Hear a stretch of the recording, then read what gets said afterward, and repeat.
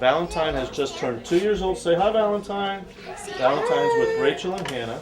And Valentine, as well as Rachel and Hannah, have never had the need for a medicine in their body.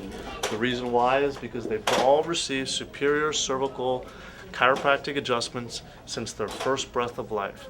During the birth process, the body has a tendency to shift and move because of the birth. By checking to making sure that that top of the spine is in alignment, you're making sure without question that their bodies are expressing life, detecting and correcting it 100%. With kids, it's non-invasive with no possibility of any reaction. Let's watch Dr. Davis adjust Miss Valentine. Yay! How bad are you?